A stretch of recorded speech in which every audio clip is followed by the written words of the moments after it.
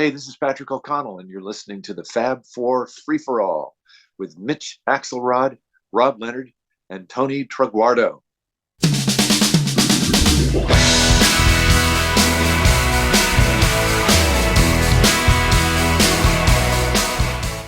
And welcome to another edition of the Fab Four Free for All, the Beatles and related radio show on the internet, I think they're called, or podcast, whichever one you want to say.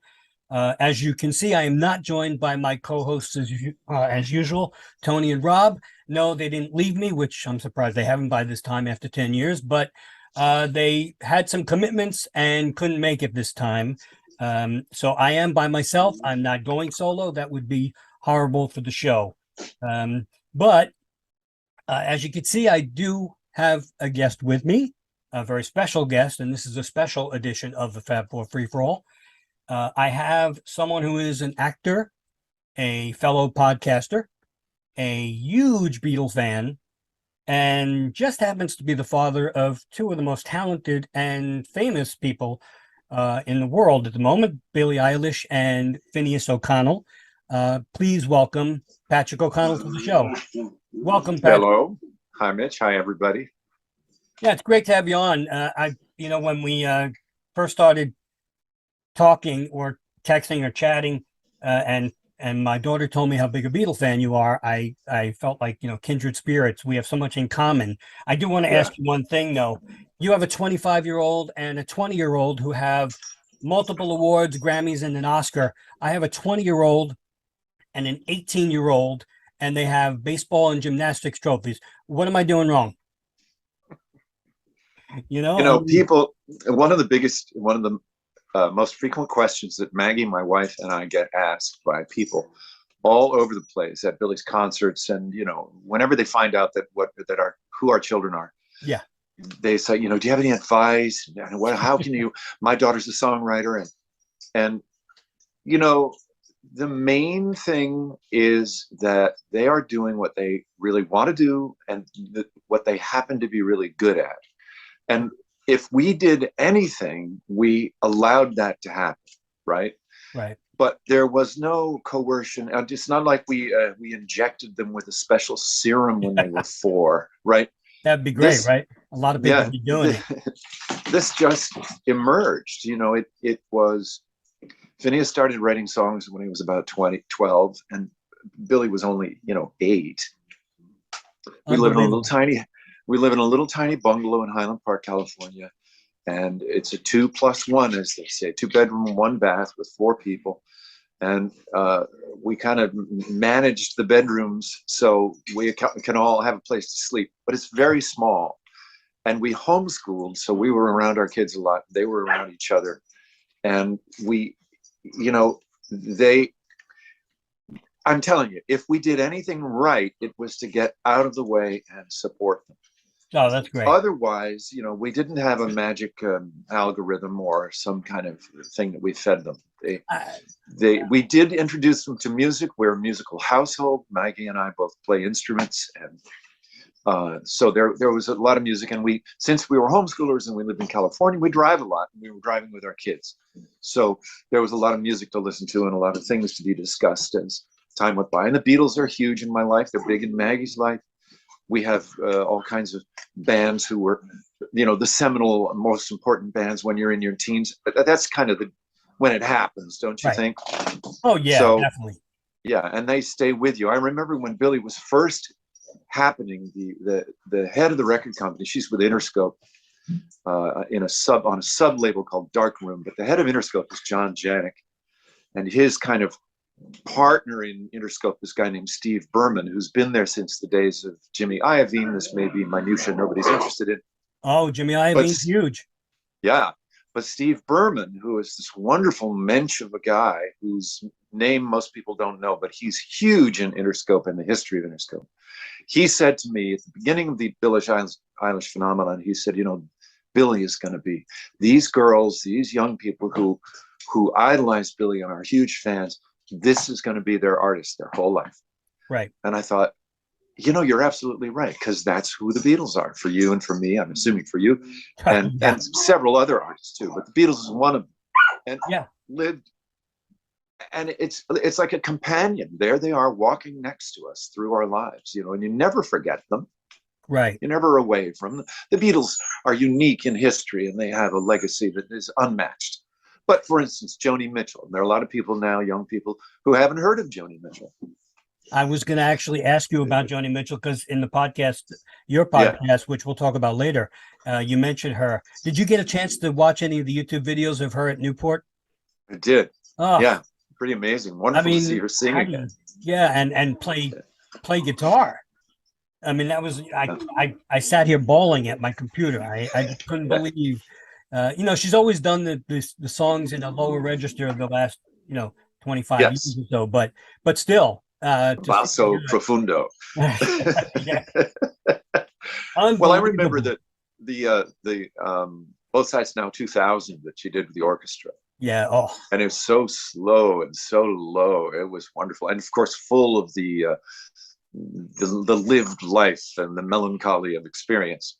She wrote that when she was, I think, 23 or 22, 23, really somewhere in there. And when you look at most pop artists, at least, that's when they're writing their amazing songs. The Beatles all were young 20s, Joni Mitchell and Bob Dylan and on, and Billie and Finneas. Right. Not that they're done, not that any of those artists were done by their 20s, but boy, there's really a lot of life lived. You think, oh, they're too young, they won't know life. They do. Everybody does. Yeah, I mean, since you brought it up, something like For No One on Revolver. I mean, it was 1966. Paul was 24. Yeah. Writing For No One. I mean, and Eleanor Rigby. I mean, there's just amazing. You're right. You look at them and you think because they wore suits, they were so much older than they really were. Yeah. But, I always thought they were older because ever since my first experience with them, which was my mother told me, she sat me down in front of the TV and made me watch something because I was 2. Yeah, of course. Now you were a little older. I wanted to get to this. So you were, and I wanted to just preface this by telling you that my daughter and I went to Radio City and a few years ago, and I could not believe it was just like Beatlemania. It was, I told you I thought it was like Billie Mania, but I couldn't believe the screaming. I hadn't heard anything like that since I'm going to say the Bay City Rollers, but come on. But I really hadn't heard anything like that since the Beatles, and it was just amazing. So let's go back a little bit. You're a first generation Beatle fan. A little older than me. You were probably like 6.5 when they landed. So yep. What was your first? I was in first grade in elementary school, public school, and I had a teacher, Miss Bernardi, who was a great favorite of mine and all of us in that class. Those of us who've reconnected on Facebook 100 years later often talk about how wonderful this teacher was. Anyway, she said to us one Friday afternoon, on Sunday, do you guys watch the Ed Sullivan Show? And we were like, yes, of course, because everybody did. Make sure to watch it on Sunday because there's going to be a band on there called the Beatles, and they're the next big thing. And this was a lady who was not by any definition hip or happening. And when I look back, she must have been pretty young compared to me now, but she was an ancient grown-up to us first graders. Yeah, to all of us. Probably 30-ish or something. Exactly. We thought she was old. And I remember taking that to heart and sitting down and watching the Sullivan Show, and there they were, all Beatles. And it was, it was as exciting as all of us who experienced it. And you can now watch it again, and you feel the same, delight and excitement when you watch it, even today with the black and white. And so that was my first. It was all of our first introductions. It was, what was it, November or December of '63, wasn't it? It was right after January, Kennedy's assassination. February of '64. Yeah, don't quibble with the expert over here. You're gonna have, I consider myself a Beatles fan, and I was alive when they were first happening, and I bought all their albums. Never got to see them live.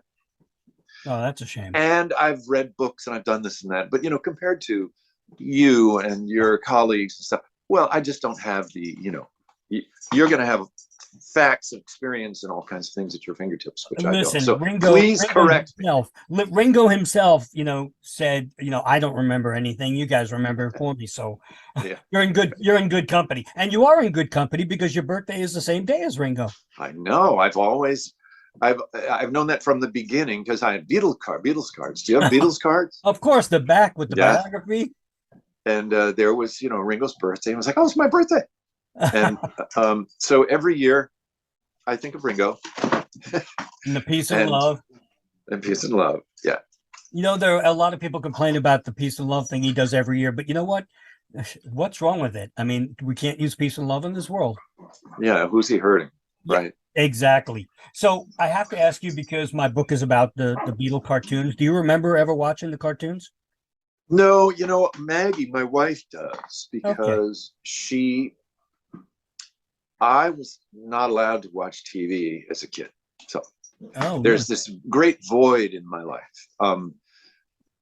I could watch some Saturday morning stuff. When were they on? Were they on Saturday mornings? Saturday mornings, yeah. But somehow, no, I'm sorry.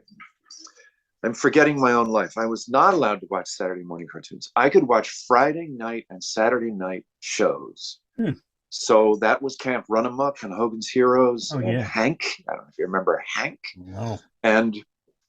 But Thursday was Star Trek, and I never got to watch Star Trek in its first iteration, in its first live broadcast, which is all I wanted to do. Nope, it was Thursday night.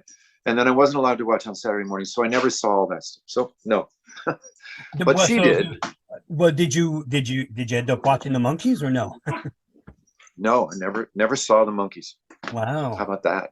Wow. The Monkees, to me, not to be a downer or a negative person, but the Monkees seem to me an imitation of the Beatles, and they sort of were and they sort of weren't. Yeah. And they ended up being, they actually they were actually artists in their own right, all those guys, and they eventually had their own identity. But to me, it was a poor imitation, and I wanted to stick with the real thing. And I wasn't allowed to watch TV, so anyway, I never watched them. Yeah. So right now, if I asked you what your favorite album is of the Beatles, what would you say? Well, you mentioned that in the email that you wrote to me, and I think I'd have to say the White Album, even though all of the others are unbelievable. And as you know, in my later life, when we have this treasure trove of found material or re-released material, aside from the albums themselves, there's so much to choose from. Like, what's your favorite Beatles song? Oh, come on, I can't even begin. But I think the White Album, because what it really did for me was it was a window into their individual personalities. And there were kind of real John songs and real Paul songs and real George songs that were less collaborative, perhaps. This is all in hindsight too. Sure. But I love the experimentation. I love that it was this big, sprawling, unorganized double album. I loved that it was blank on the front, and then it had that big fold out, that inner gate fold out poster. Yep, the poster. And but really, when I think of a desert island disc, I think almost Magical Mystery Tour, which of course is a compilation. It's not. It wasn't really released in England as such. Yeah, the EP, which I won I remember there was at the state fair in what must have been 67-ish or 68. Yeah. There was a spinning wheel. You spin the wheel and win the thing. Tick, tick, tick, tick, tick, tick, tick, and choose what's on the wall. I won whatever, and I chose. They had Magical Mystery Tour. Wow! I came home a proud winner of Magical Mystery Tour, the album. You know if it was vinyl or stereo, by the way? Yes. And now when I look back at it, that album, as you know, is, I wrote down the track list. It's just incredible. Magical Mystery Tour, Fool on the Hill, Flying. Flying was always one of my favorites, even though there's no lyrics. That's okay. Blue Jay Way, which is incredible. Your Mother Should Know. I Am the Walrus. How better can you get than that? The Strawberry Fields Forever, Penny Lane, the two songs that weren't on albums, you well know. And All You Need Is Love. I mean, it's just incredible. And it's such a wonderful collection of their songs, and it wasn't actually conceived of and put out as an album by the Beatles. So it's kind of interesting quirk. It's an enigma. Yeah, but anyway, you would say that though. Yeah, but as the albums were released, I think that my favorite was the White Album. So now you were what, 11 when the White Album came out? About? Oh, you tell me. What was it? 68. So 68. Yeah, 11. So you were still enjoying, or did you enjoy it later on as you got older as well? When you with all the experimentation, or did you actually enjoy it at the time? Well, the Beatles, Ed Sullivan, my Miss Bernardi and Ed Sullivan were my first introduction. But I had two older brothers who were 3 and 5 years older than I, and they had Pink Floyd, Adam Hart, Mother, and Hendrix, and the Beatles. They had these big collections of albums, which of course I took and listened to on my own time, and so it was a big Beatles household. I mean, the whole country, the whole world was taken over by the mania, as you know. And it was hard to be not drawn into it, and hard not to be a fan. What's not to be a fan of, So when the albums came out, we immediately had them. And I was listening to them right away. And I listened to the White Album at the tender age of 11. And, I made of it whatever I made of it. It didn't matter to me that the themes were adult and esoteric and drug infused. No, I didn't know what that was. Didn't matter. Right. Honky Tonk Women by the Stones. I met a gin-soaked barroom queen in Memphis. She took, exactly. I didn't know what that was about. Didn't matter to me. Right. I can't get no satisfaction. Same thing. Yeah. Right. She blew my nose, then she blew my mind. Oh, okay. Yeah. Right. I was just, this is a fun song. Somebody asked me recently that often Billie's lyrics are dark, and did that bother me as a parent? And I said, absolutely not. I've always, I said, I'm a huge fan of Joni Mitchell. All her songs are about heartbreak, the difficulties of life, or the existential existence. And then there's the Beatles, on, and then John Lennon's solo career, and dark themes are good. I was an actor. My favorite things are dramas: Long Day's Journey into Night, Who's Afraid of Virginia Woolf. These are not sunny, fun things, And I felt this way all my life. And I wasn't mooning in the corner, being a depressed person. It's just that I like the deep, serious themes. And so it's not surprising to me, and it never bothered me at all, that Billie's lyrics are often dark. I forget how old I was. So I was born in 62. So I was 6 years old with the White Album. And I got to tell you, Revolution 9 scared the hell out of me. Under the covers. Scared you? Well, that's funny. It still does. If I'm listening in the dark and I'm 60, I still sort of get weirded out by it, especially now with the whole Paul is dead rumors, where if you do it backwards, they say, turn me on, dead man. So I still can't listen to that without getting a little skeeved. I was just flabbergasted by number 9. I was not scared, but I understand what you're saying. Things can be so spooky. Well, and the strange. I mean, I remember. Well, that's a crazy song. Yeah. That is a completely crazy song, and it has those wonderful snippets of of other people talking, yelling, don't know who, and yelling, and then their voices and processed orchestras. Wow, I loved it. Oh yeah, believe me, I appreciate it much more now. But again, if you put it on when I was 6, I was scared. So, but also you were saying like dark. Even Norwegian Wood, my co-host and I like to kid around that if you interpret it in a certain way, at the very end where he says, "I lit a fire, isn't it good, Norwegian Wood?" Yeah, he could have burned her house down.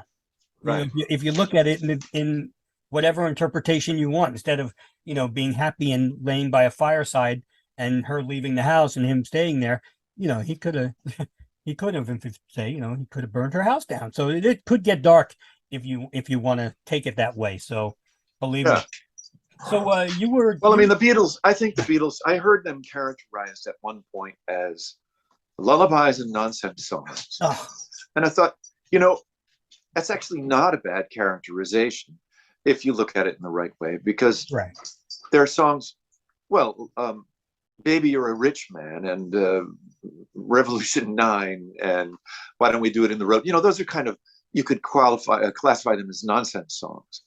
and then all these unbelievable, beautiful songs, which you could classify as lullabies. But they were deep and rich, and they weren't really dark in the sense that we were just talking about. Right. But later, certainly in John's solo career, Yeah. lots of darkness, and lots of wonderful, deep, serious themes. They were always there, but couched in John's solo career. Well, all of solo careers. Yes, I'm. John is number one, Paul is number two, George. Now, George, with All Things Must Pass, for the longest time, and still, if I kind of, now that it's had its whatever it is, 50th anniversary. What an album. Oh, yeah. What a pouring forth of songs that were on some back burner for all those years. And, Apple Jam is not my favorite. It's just a big, long jam. But those other three sides, incredible. And, or Johnny's Birthday, that, never appealed to me much. But in any case, it's fun. Unbelievable, fantastic songs with that big production, which I just read recently, they're not attributing to Phil Spector, but in any case, it was big, large sound with lots of musicians and so much to listen to and great songs and his voice. But John was the first. I remember, I think I got Plastic Ono Band before McCartney. Yeah. But McCartney and Ram, those two. He's since made, you tell me, how many albums is it? 30? Oh, 30 something, yeah. And my interest in his solo work waned, and my interest in John's work just continued all the way up through Double Fantasy, which is, in a whole different world apart from Plastic Ono Band. But yeah, he, his voice is so incredible and so compelling and totally so agree. Deep. No news coming from me here, but so his solo stuff really spoke to me more than the entire short career of this solo stuff. Unfortunately, George, I lost track of really after all Things Must Pass, and Ringo, I never really listened to a solo. I was aware of his hits, on the radio, but I never bought a Ringo album. Sorry, Ringo.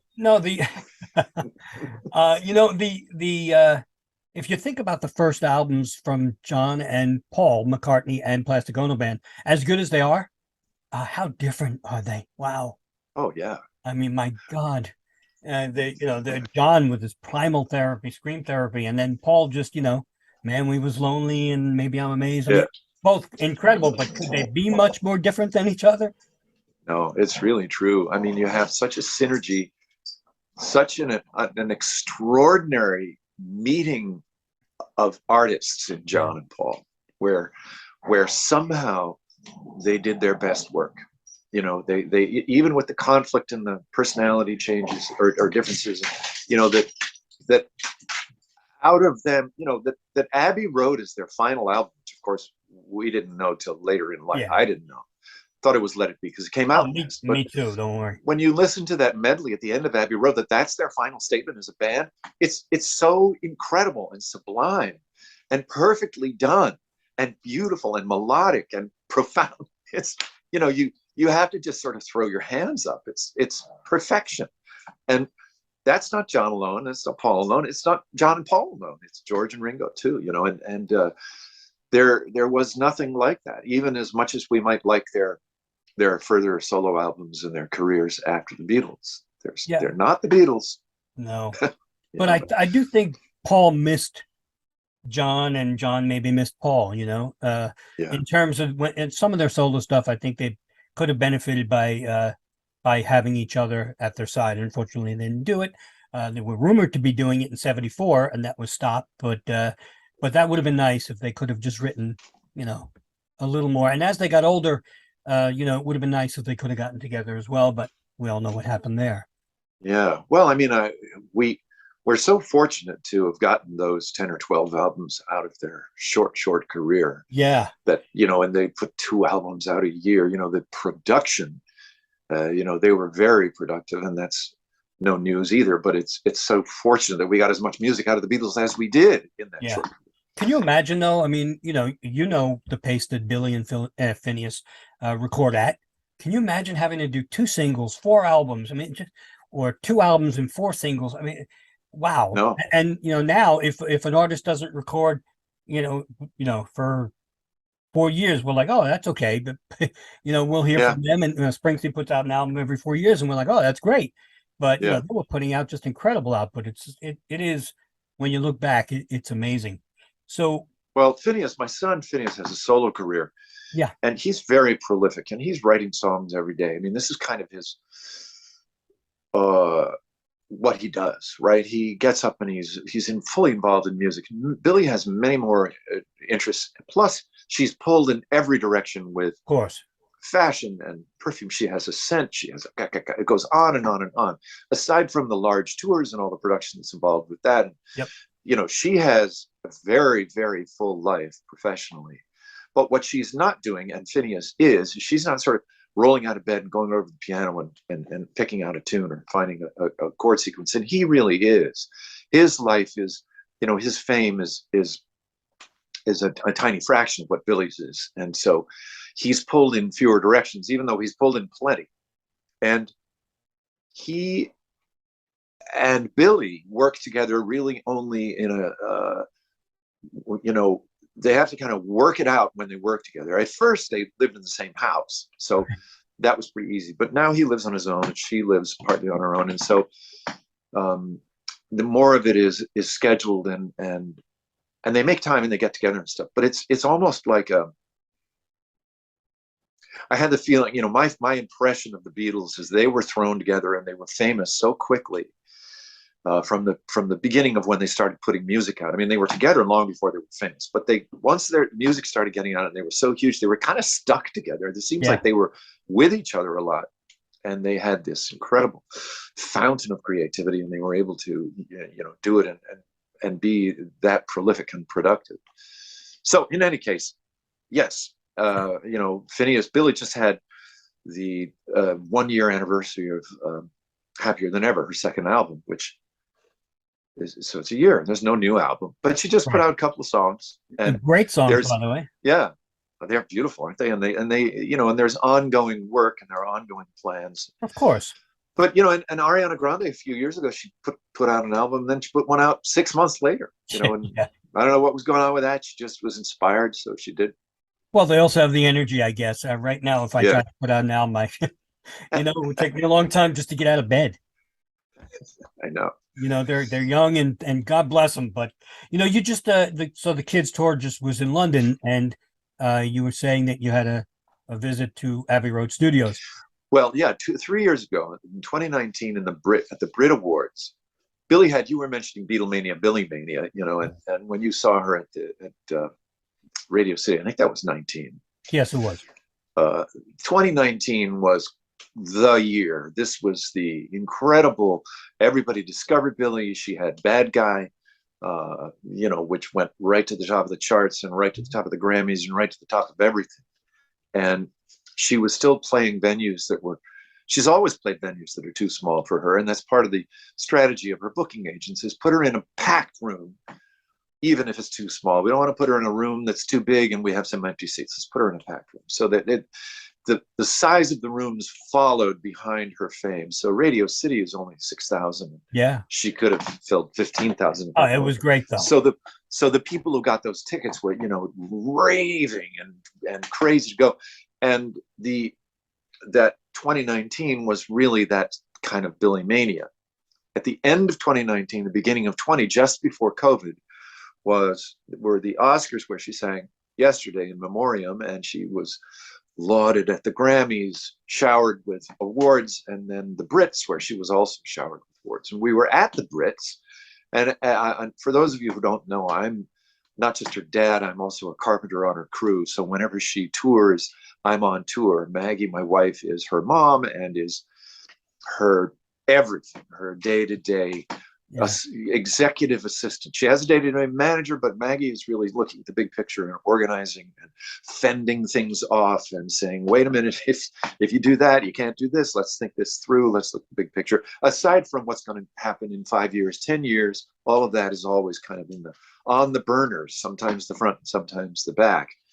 And we were, therefore, all of us in London at the Brit Awards, which is a big, fun room full of people that Have you been to the Brit Awards? Because it's a No, whole I've different seen world. them on TV. It seems like a lot looser than most of the Yeah, award shows. it's like a big party in a room, Yeah, and there's a exactly. stage over here, and Harry Styles does a song, and then there's a stage here, and Billie does a song, and then Mel C, Sporty Spice comes out and gives an award. It's really kind of a fun. And we were backstage in her dressing room, and there were all kinds of people coming in to say hello. And a fellow came in and was talking to Finneas, and I was standing next to them, and he said, "Finneas, next time you're in London, make sure to hit me up. I'll give you a tour of Abbey Road Studios." And I was like, "Oh, can I go?" Can I And go? and then I'm with the band. COVID happened. Oh, I glom as much as I can. Believe me, if I can possibly attach myself to something cool that Billie is doing, I do. So far, she's tolerant, but COVID happened, and then, as we know, it stretched and stretched and stretched. When finally we went back, they did the Bond theme. One amazing thing after another, I tell you. Oh, His geez, career has yeah. been incredible. We were there for the opening, and then when we were going to be going back for a tour, and we were really going to be playing the O2, and we were really going to be in London. She did 6 shows at the O2, so we were there a lot. I called Finneas, and I was like, "Let's get a tour of Abbey Road. Who was that guy? Remember that guy?" And he said, "I don't remember the conversation. I don't remember the guy." I was like, "What?" So I called Steve Verman, who's basically the head of Interscope, and I thought, who do I call? I'm going to call the head of Interscope. And he said, "We'll figure this out." So he started rallying around, and then Billie's manager, Danny Ruckison, made some calls. And then it turned out that Finneas was booked to work at Abbey Road Studios. Oh, wow. When we were there, it was like, "Hey, why don't we roll this all into one?" I said, "Perfect." So you've been to Abbey Road. Yeah. When you face the building, to the left, down a slight incline, is a separate, like almost below ground, little tiny adjunct studios, Right. a separate building. That's where he was. There's a control room and a piano. And then we worked out that, Giles is flying in, and so Giles will give you the tour. I was like, "Giles." And indeed, he came in on time. Somehow his luggage wasn't lost. His flight wasn't canceled. He was just out of the shower, and he took us on a tour of Abbey Road. So when Finneas was done with his recording, we wandered over there and wandered up those steps. You know what it's like. Oh, my goodness. Your hair stands on end. Whatever I have left stood on end, yes. Yeah, there you go. You turn around and look at the street where you've been before Billie was a thing. We went up to Abbey Road and looked in, and Yep. And there I was in there on the steps looking back out, and then you go through the door, and there you are. And of course, now it's all fancy and new, at least downstairs. Yeah. And anyway, you've been in. What's your Abbey Road story? Oh, I told you I'd tell you the story. I was cut it there. out if you No. want. It's fine. I was a little. Excuse me as I turn the ringer off. So I was. It was 1998. I was going to Abbey. I was going to London. I was my 3rd time there to talk about the book and let them know how I was doing on my book. And, so they said, "You want a tour of Abbey Road?" I said, "Yes, please." And I'm just me. I mean, now I've been doing this for 10 years, and we've worked with Ringo and Paul and everything. Yeah. So it would be more likely that we could do something. We've worked with Giles a lot. So, but back then I was just a schmo from Queens, writing a book like everybody else wrote a book. But they said, "Would you like to go?" I said, "Sure." So they said, "Be there at 9:00, whatever." And I said, "Okay." So of course I got there at 5:30 in the morning. Yeah. I didn't want to be late because I only had a limited amount of time. So I'm wandering around the area. I got off the tube and I'm St. John's Wood, and I'm wandering around the area. And you remember 35 millimeter cameras where you have to actually load them up, Sure. and it takes time to load it, and then you have to hope that it caught. And so I'm taking pictures, 36 on a roll. I'm taking pictures all around the area, and I figured, you know what? There's a school there. Let me go look at the school, and let me talk to people. Let me talk to some British kids. Now, I'm going to preface this by saying, if I did that today, I'd be a predator. Yeah. Back then, it wasn't. I wasn't even thinking about that. But so I'm seeing all these kids in the schoolyard, and the headmaster comes over, and they're playing, and she says, "What are you doing?" I said, "Well, and I was taking pictures, by the way, which kind of seems creepy now, Yeah. and she said, "What are you doing?" I said, "I'm just here. I'm going to Abbey Road Studios, and I wanted to see some some kids in London and talk to them. So she called them all over. And I said, "Hey kids, how you doing? Where you from?" And one guy's from, "Hey, I'm from New Jersey. Where you from?" "I'm from Philly." I'm like, "What?" And "Yeah, I'm from Queens." I'm like, "What?" And she says, "Oh yeah, this is like the American School of London or something." Oh, I'm like, that's "You gotta funny. be kidding me." I wanted to just talk to some British kids. And so then I get down to the studio and I get in and again, limited amount of time.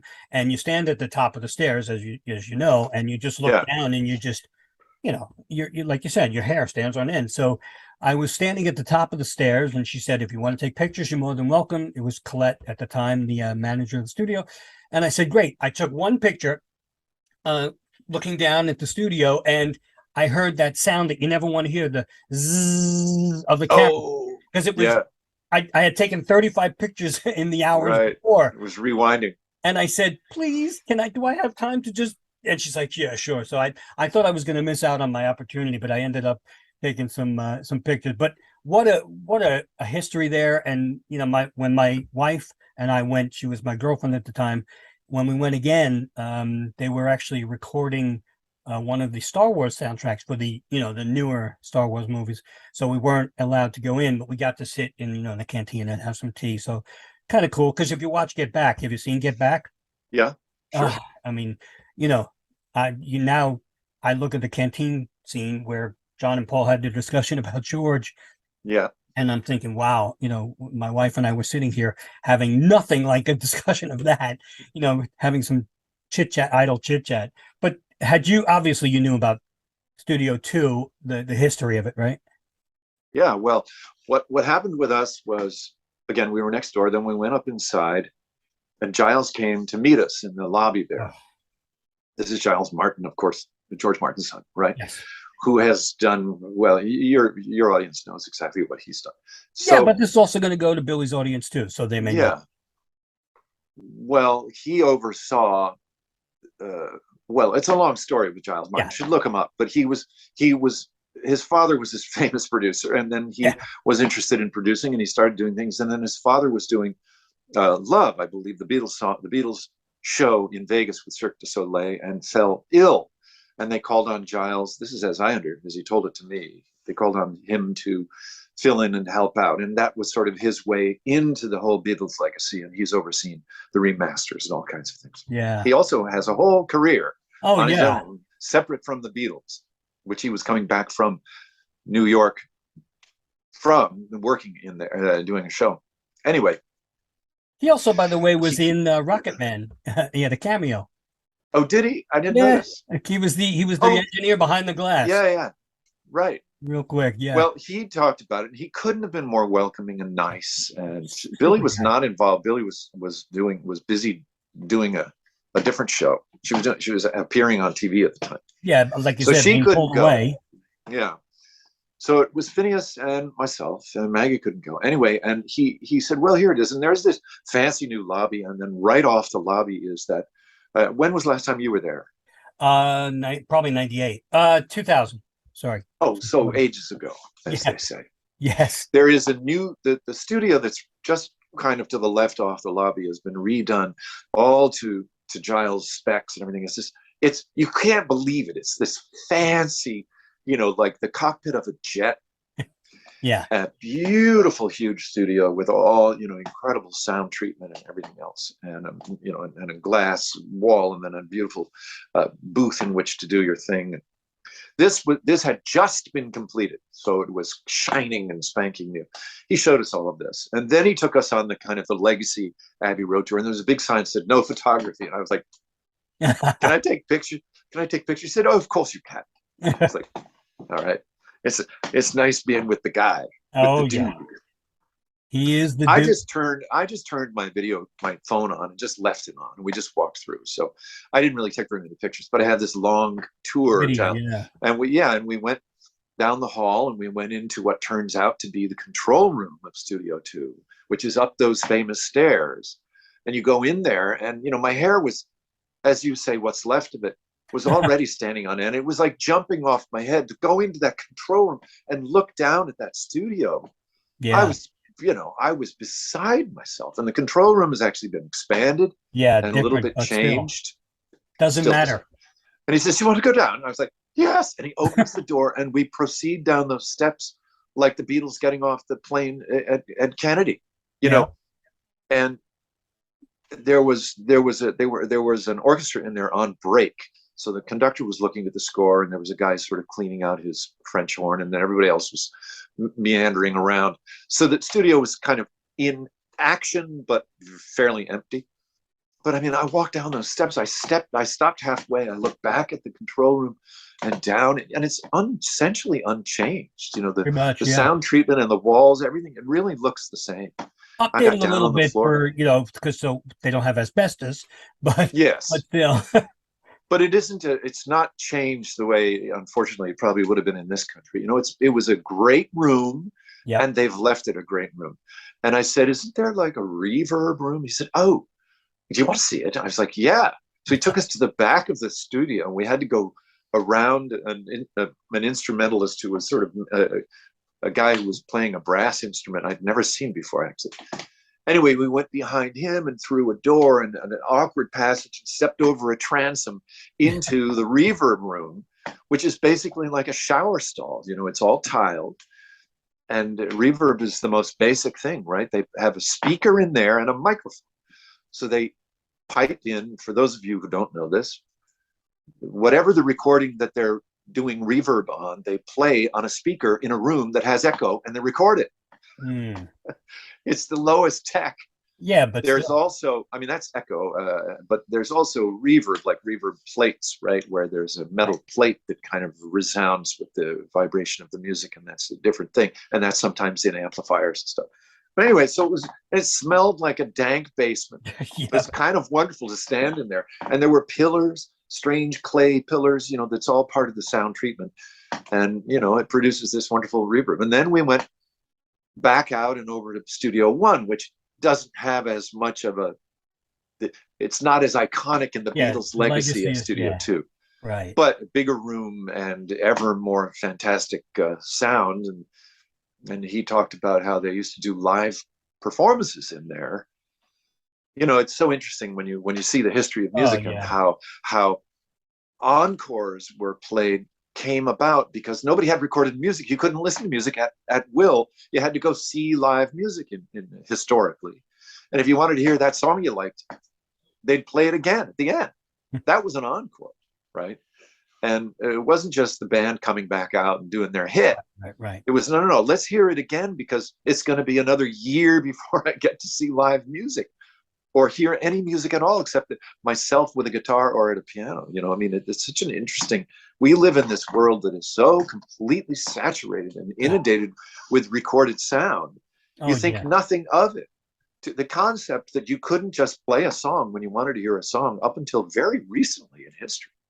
It's astounding. Well, yeah. Anyway.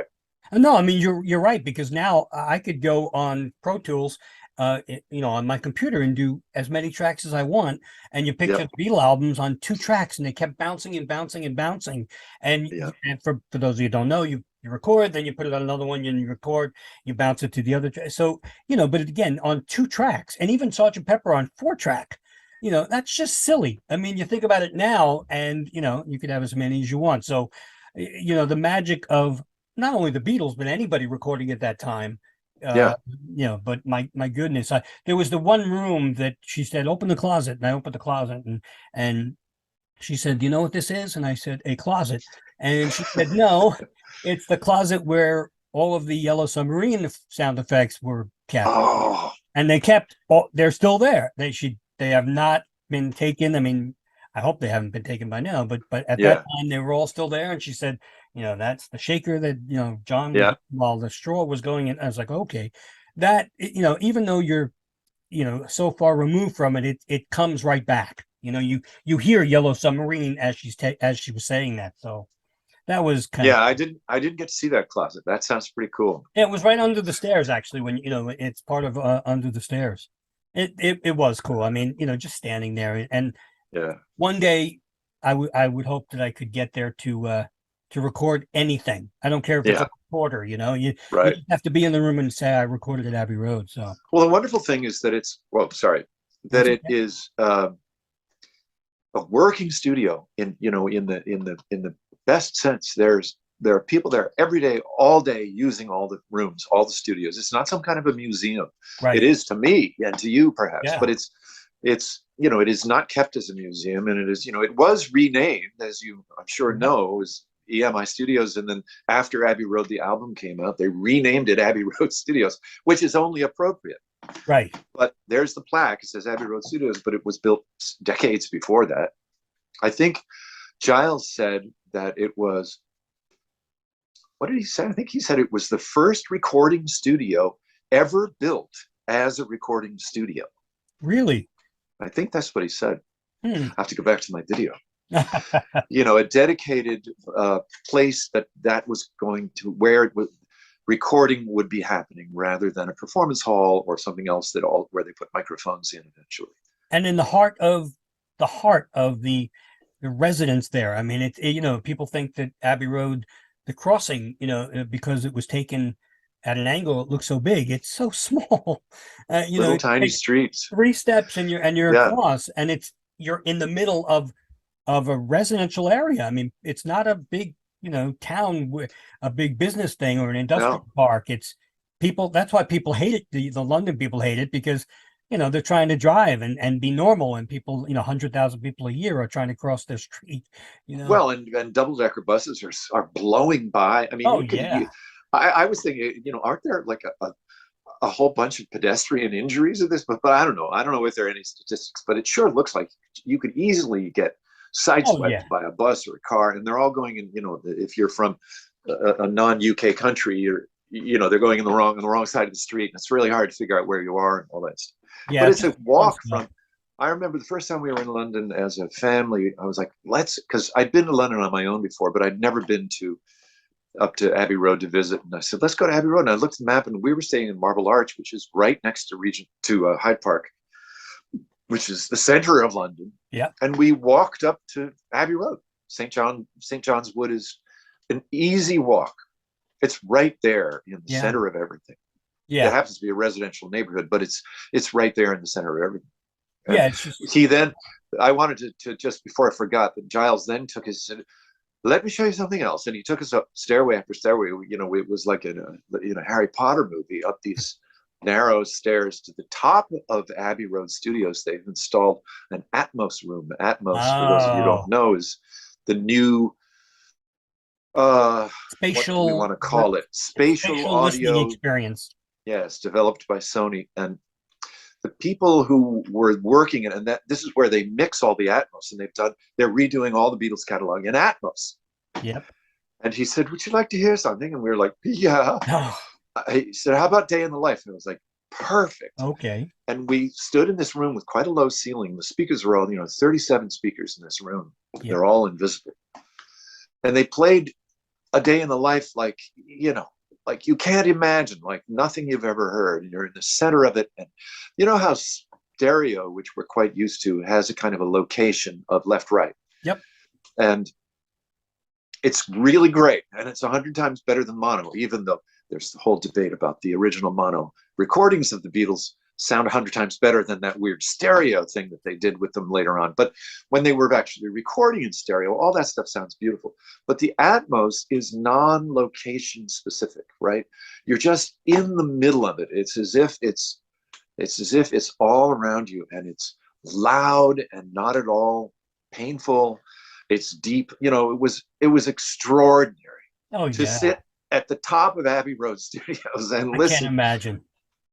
To A Day in the Life in a way that you'd never heard it, with Giles Martin standing. I mean, I was just like, okay, I can die now. Some of us, when we because we get invited to the listening parties in New York, Giles comes in, and when they do all the stuff. So the last one for Abbey Road, because they didn't do one for Let It Be because of the pandemic, obviously, but for Abbey Road, we were in a Sony building, and they had the Atmos set up, and there were only 6 of us in the room, and Giles played a bunch of Abbey Road in Atmos. And, again, like you said, I could have died right there, and that would have been okay. And Abbey Road was recorded well in the beginning, by the Beatles in stereo. So they had 8 tracks at that point. Wow. But, again, the Atmos was just, like you said, I can't even imagine what it must have been like to experience it at Abbey Road, though. That it's Well, it's in quite itself. it's an amazing thing to think about Giles Martin and of course George Martin. You know, an unimaginably brilliant producer, incredible genius, teamed up with the Beatles. You know, what a thing to have happened in history, right?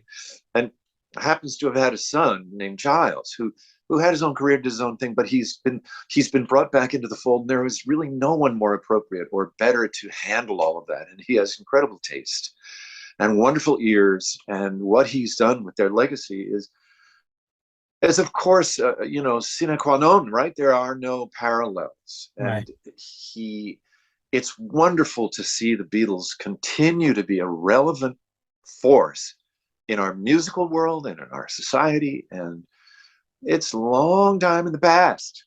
When you and Yeah. I were born, you know, 50 years ago in 1960 was 1910. Yeah. It was like the old days. And 50 years ago now is fairly recent. You know, when you think about, I mean, it's still a long time ago, but it's been kept alive 60 years ago, really. The Beatles were happening. It's hard And to think of them as that old, right? I know, I mean, it's but hard to think of myself, but they're still so relevant. I mean, when I was a kid in the 60s, when I think of anything before 1960, it was right. ancient history. Yeah, It well, was partly the Cultural Revolution and all kinds of things. There were many, many factors. It wasn't just the Beatles, but you know, in my short lifetime, there was already jet travel and there was already rocket stuff, but everything else, I mean, the advent of, you know, there was the telephone and television and rockets and jets when I was born already.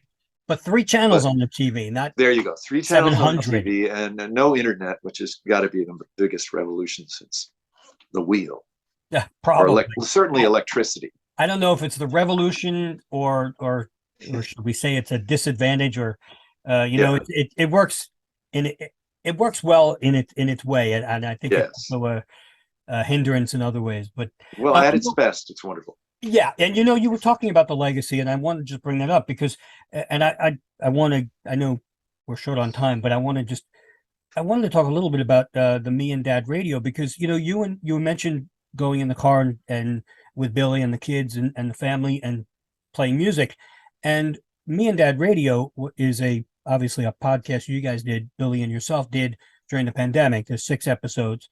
Yeah. But you know I was listening to it and it you bounce back and forth where you know she plays you stuff, you play her stuff, or you pick stuff that you want to play that you both turned each other on to, which I think is what, in essence, you know, what you've done with Billie and Finneas and Maggie as well, did to them. You know, being a Beatles household, you know, they've got to pick up the Beatles, and that's how the legacy is going to continue.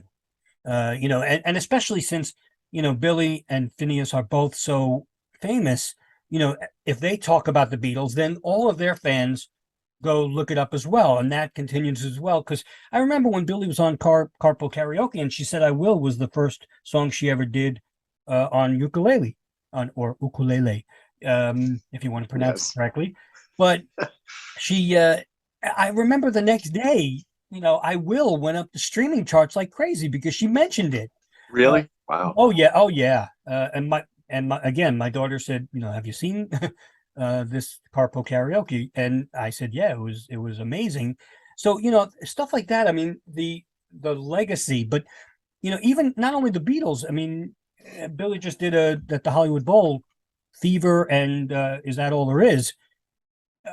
I mean, what kid, even 20 years old, knows about Julie London and Peggy Lee? I mean, Yeah. that's got to be your influence, right? You and Maggie influence on the kids. Well, it is our influence, certainly to start. But beyond that, you know, they have a voracious appetite. And of course, Phineas and Billie, you know, are a little bit Lennon and McCartney, right? That the songs they do together are very different from the songs that Phineas does solo. And they have their own deep interests in certain veins of music, and Billie's is, and they overlap a lot. They like, you know, much the same thing, but there's also stuff that Billie really loves and Right. that Phineas is not interested in, and that Phineas really loves that Billie is not especially interested in, and and that's their own predilection and their own voracious appetite for music. And Uh, I have a little funny story, which is when we were homeschooling, as I said, and we were driving a lot. Uh, you drive everywhere in LA, and since we had a lot of activities, the kids did, and then I would go to auditions and bring Finneas, when he was little, because where else is going to go? We never had. There's a whole story with us, and I don't know if anybody's interested, but we didn't have any grandparents. No, they didn't have grandparents. So our parents, Maggie and I's parents, were either dead or far away when they were little kids, and so we didn't have any siblings, no family nearby. And then we had children such that they would never want to be left alone with others. So we never had babysitting. We never had anyone take care of our kids except us, their entire childhood. So our lives were arranged in a way that we were present with our kids at every moment. Yeah. And people couldn't believe it, but it was like, well, I don't know, sort of fun, makes sense. And then one of the things was driving. And so one of the things I wanted to do, since the radio is such trash with commercials and the same song played over and over, I wanted to have a great panoply of songs, a great variety. So I started making CDs. And a lot of it was contemporary stuff that I really liked, and then there was all kinds of stuff I'd listened to all my life, the Beep Beep song by the whatchamacallits, remember? The My Riding in My Cadillac. Yeah, of course. And Jimmy Cliff, you said, right? The Harder They Fall. Yes, telling Billie about that. That's unbelievable. But always hanging in the background was, how do I address the most important artists to me? Because I don't want to just put one Beatles song on there. Oh, sure. How do I deal with it? And I didn't ever come up with a solution. So the three biggies for me were the Beatles, Joni Mitchell, and yes, I have to be a huge Yes fan. Yeah. John Anderson. And yes. Oh, great voice still. Oh, incredible. And I never figured out a way to I was like, how do I deal with Joni Mitchell? I can't just play one of those songs. And I don't want to play one that they're not interested in. And then they decide they don't like Joni Mitchell. Right. What do I do about the Beatles? How do I start with Love Me Do? Do I start with I Am a Walrus? Yeah, right. And American Idol was at its height at that particular time. And they used to they would do a sort of dedicated show. Like one time they did the Beatles, and everybody sang Beatles. Show, yeah. And this was not a show that we watched, but my wife, we have a TV in the kitchen, and my wife cooks all the time. She had it on in the kitchen, and over her shoulder, basically, the kids were watching that particular episode of American Idol where they addressed the Beatles, and everybody did a Beatles song. This is how they were introduced to the Beatles. To me, it was irony of ironies. After all of this kind of curating of music and deciding what should be on a CD, and let's see if we can, and having it be successful with the kids. Kids loved these CDs. That's how they were introduced to the Beatles, was through American Idol. So be it. Wow. And more power to them. Yeah. I was like, oh.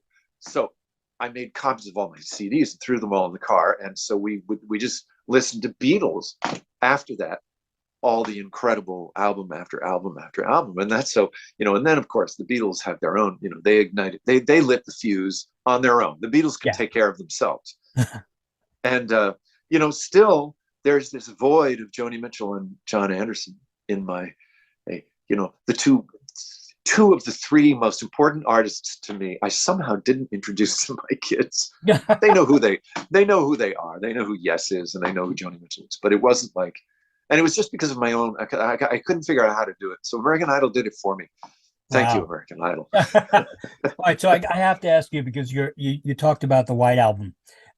So I saw this in Billie's book, and I mentioned it. I think I mentioned it to you in one of the emails, and I have to talk to you about it. As a 5-year-old, your daughter enters a talent show, 5-year-old now, and she does a beautiful song from Annie, the musical. She does Tomorrow.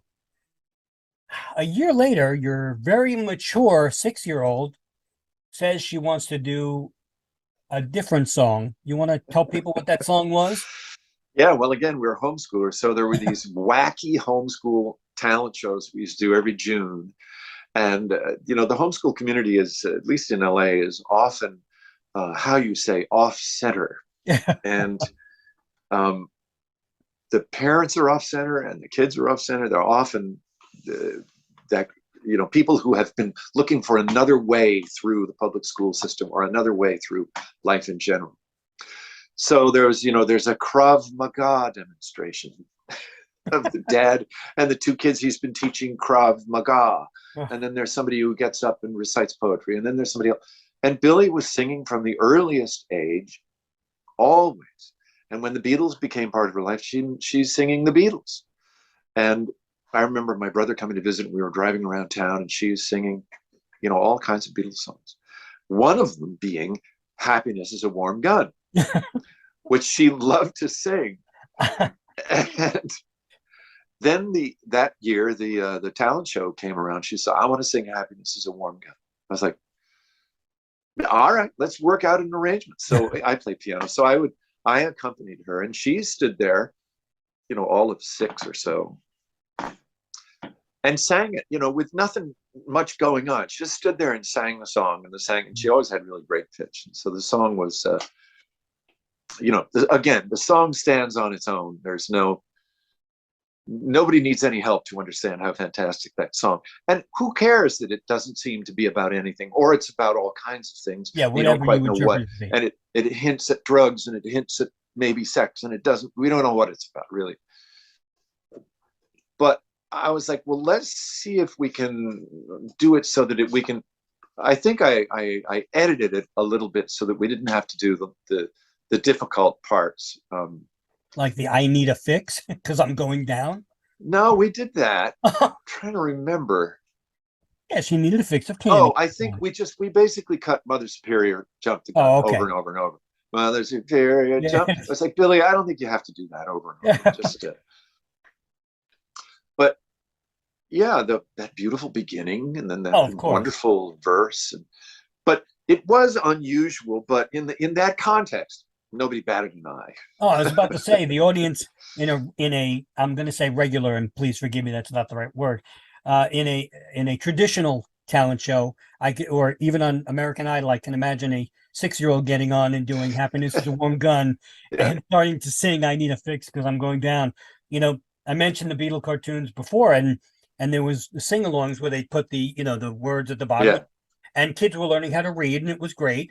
Learning experience. The Beatles cartoons were serving a couple of purposes. But one of the sing-alongs was for the song She Said, She Said, which is, obviously I know what it's like to be dead. And so 6-year-olds were going around the house singing, Mommy, Daddy, I know what it's like to be dead. So I can imagine, your 6-year-old singing I Need a Fix because I'm going down. I just, wow. Yeah. Kind of untraditional, huh? Kind of untraditional, but she's always had a really wide-ranging interest in music, and she's always loved to sing. And she's so this is why when that person asked me, do the dark lyrics bother you? I was like, no, it makes perfect sense. It comes from a long, great tradition, and it's and being a teenager, it's complicated, messy business, and so all those songs come from real life experience, and it's amazing.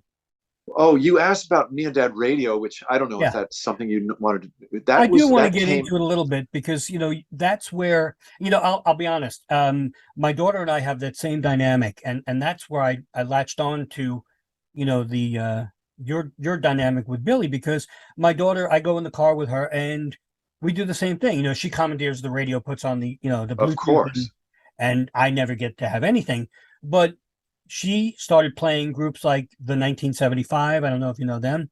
Sure. Amazing group. And she also started playing Billie. And I was like, wow, that's interesting. And I thought it was dark at first, but then I got it because, you have to get it. And I got it instantly when my wife didn't. Now she does. And so, that's how I discovered Billie's music and Finneas' music, because we have both. We have all the stuff here. So, but I also played for her and when the kids were young, I would play the Beatles. So right now she's big into like Eleanor Rigby, not because, it's a great song, but she now, as a singer-songwriter herself, she now takes like the orchestra part out of it. And she loves, she wants to meet Giles whenever we see him. Yeah. She wants to meet him because she wants to ask him about his dad's work on like the orchestra part. She would rather meet Giles than Paul. You know what I mean? So because she gets into the nitty gritty. So Yeah, that's why absolutely. when I heard the dynamic of the the Me and Dad radio, I immediately I wanted to ask you about it. I started listening to it like crazy, and some great stuff there. And you also, it's something you share with your daughter. I mean, you have a great, what seems to be a really great relationship with your daughter, and it's the fun, excuse me, the fun back and forth, which I wanted to also stress. Well, it's a common language that we have. Excuse me. Also, Finneas. Yeah, I'm a sure. carpenter. I'm a carpenter, and I'm always building stuff. I've done additions to the house. I've flipped houses. I've done a lot of stuff that way. Even though I had a whole career as an actor too. But the Finneas, not interested at all. Right?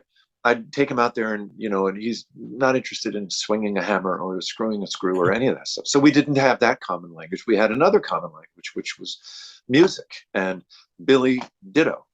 And and so I was introducing them to music with the CDs in the cars, and then in the car, and then Finneas started writing songs, and that took him in that that was like a wildfire. He was like, oh, I can do this, and he started writing songs. He formed a band. It was a 4-piece, and he was the front man, and he wrote songs for it. They didn't do any covers at all. They did all his songs.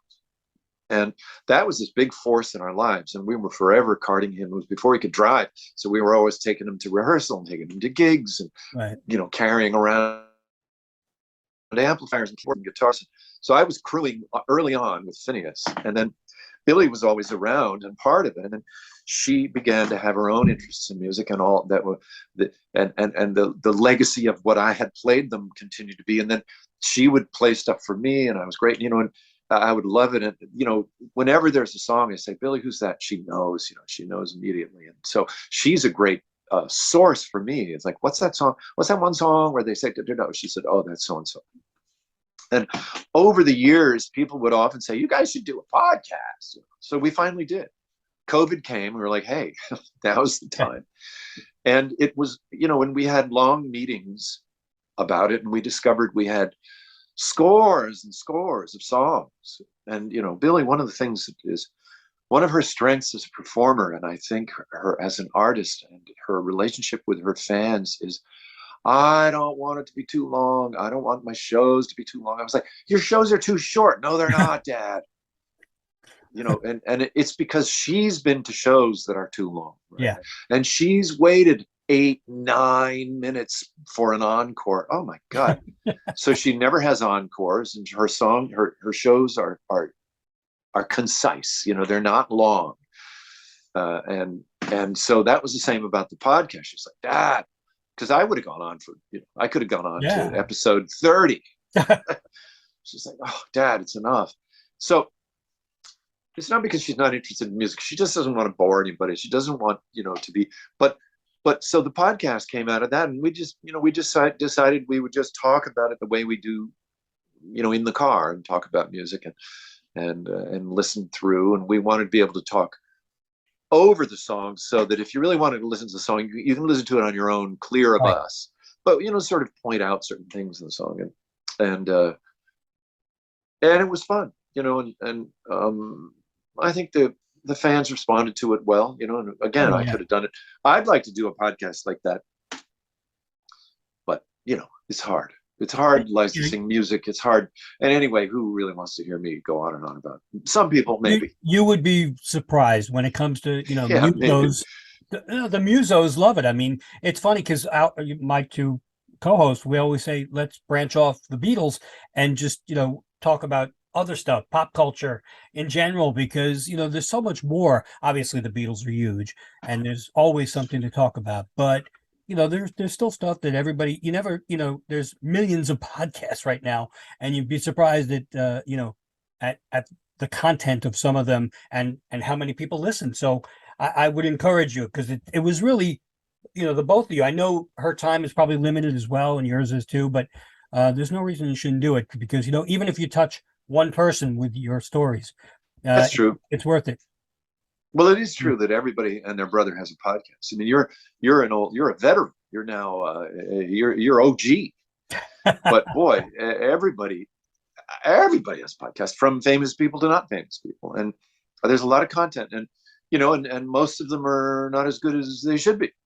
Yeah, they're I, definitely. I mean, you we know, love ours is 10 years old, and we were the first all talk Beatles podcast because again, we don't care about licensing, and we want to when we talk to you about the Beatles, we want you to go experience the Beatles for yourself. Don't we don't want to play Lady Madonna. If you want to hear yeah, what we're discussing about it, the intricacies right. after the show, or push pause and then go listen to it. And then, and people have really responded. There's like, look, it would I think if you played music, it would only hinder the podcast, the conversation, the flow. So, they do that. They stop, they say, or they hear the song in their head and then they go Yeah. listen. So I would definitely encourage it if Well, it is a toss up. I mean, for instance, on BBC Radio One, they have a lot of shows with like Guy Garvey, who's the front man of Elbow, has done a bunch of shows. I think it's BBC Six he does. But in any case, I think, ooh, and I tune in and he says a couple of things, and then he plays a whole song, and I'm like, right. really? I don't listen to that whole song. And Exactly. maybe it's a song I don't really want to hear. Right. And and then he finally comes down. He says, "Oh, we just listened to this. Now we're going to move on to this one. Okay, good." And then I was like, "No, I tuned in to listen to you, Guy." So it's more interesting. We wanted to try to do a hybrid, and we were partly successful, I think, where the song plays and we talk about it and we talk over it. No, I And think it's great. I it's great. Apple was very magnanimous with us, and so they were a very nice partner to be with. And people could still find it on Apple Music. Just so Yeah, you know. Yeah, and also it's on YouTube as well. Obviously, the songs are edited out because they do copyright stuff on YouTube. yeah, But that might play to what you said. If it makes the show shorter, but you're hearing you and Billie, yeah. what you want to say about it. Right, and they didn't. We never videotaped it, so there's no video attached to it. I mean, I guess I'd actually never asked Apple. They must have, maybe since they're a music streaming service, they had a kind of an overall licensing agreement the way Yeah, bars do and jukeboxes. So I don't really right. know how we didn't Yeah, seem to they run do. into any problems yet. Yeah, I wouldn't think you would. But with us, if we start playing songs, Oh the yeah, it's MPA a laws, trouble. I mean, yeah, Yeah, then we have to pay, and you know what? We don't make enough to have to pay. We just do it as no. a labor of love. So, but before I let you go, because I know I've taken too much of your time, before I let you go, we got to talk Oh, about. I could go on and on. It's okay with me. Well, you know what? I don't That's know about okay your because listeners, but it's okay with me. no, listen, our listeners will love it. But you know what? We'll have a part two if you don't mind at some point. When you get Sure. back from maybe when you get back from the Asia tour and Japan and Australia, we'll BS again. All right. But I want to talk about the family's philanthropic work, the charities. I know I've support and feed, and as well as Planned Parenthood, and I keep getting calls from them. Thank you. But the very good charities, and I wanted you to talk a little bit about those if you could. Yeah. Well, support and feed is the closest to my heart, our hearts as a family, and it's the first one I'll mention. It's a Yeah. charity that is, my wife. It's to call it a charity sort of throws over it a mantle of a certain. It carries with it a lot of baggage and legacy. Yeah. Charities are good, but it's not just a charity, and she sometimes winces at the of calling it a charity, but it is indeed what it's doing. Is it is getting plant-based food to people in need of food, right? So that's sort of its central focus. Right. Here are all these people in need of food right next door to everybody, kind of almost wherever you live in the world. Down the street is somebody who's suffering, probably in there. They have not enough. There's a whole host of reasons you might not have enough food, right? Money and poverty and race and discrimination and education and all kinds of things. When COVID happened and all the things that we were used to in life were threatened, like live music, movies, restaurants, the list goes on and on. We all lived through it. Maggie was like, what about the plant-based restaurants, all these fledgling businesses that are, because we're all vegan. That should be said, that the four of us in this family are vegan. Maggie and Billie are vegan and gluten-free, which is another whole challenge. Oh, I know. So whenever there was a plant-based restaurant, we would go to it and patronize it. And she was worried among other things, about the specifically plant-based restaurants. What are we going to do? So she kind of organized this way to interface with people whom she knew. And there's this big platform of Billie, because people know Maggie as Billie's mom, and Billie has this huge following. And, maybe we can use some of this notoriety, good notoriety, to help plant-based restaurants stay in business. Very quickly, she realized that what she didn't need to do was to get people who can afford the food more food, right? I mean, they can take care of themselves. What really needs to be addressed is the food apartheid and food deserts, that in places like in Los Angeles, in Watts, and in South Central, and down in Inglewood, and right down the street here too. But there are whole neighborhoods where there's no grocery store to be found. Can't even find a grocery store. There's liquor stores and beauty shops. And there's a lot of, and evangelical outposts and all kinds of things going on down there. They're vibrant communities, but there's no Whole Foods or Sprouts or even a grocery store like a Vons, which is a California thing, whatever you got out there. They ate P, when I was a kid, because I grew up in Connecticut. And so that's where it's at now. It is, and it's in many cities, in Philadelphia and New York and Chicago, and there's this bunch of people who are all volunteer. They actually have some people now on salary, that they are now a charity, what is it called? A nonprofit. Yeah, 501c3. 501c3. It sounds like a Star Wars character. And all of that means that that any money that you give to them can be used in a charitable way, right? So the way that it works is she connects with plant-based restaurants and the organization. For one specific example, there's a Boys and Girls Club in Willowbrook, which is down near South Central. And we, I volunteer, we all volunteer. I go and I pick up 100 meals and I bring it down there. And then the people who are working there on the ground in that community take that food and distribute it to the kids. And then there's a thing called a freight farm, where there's a big sea container full of hydroponic plants that are being grown that a company donated. And that's at the Boys and Girls Center too, so they can learn about how things grow, because they don't have a plot of land, they don't have a nice raised bed with amended soil and irrigation.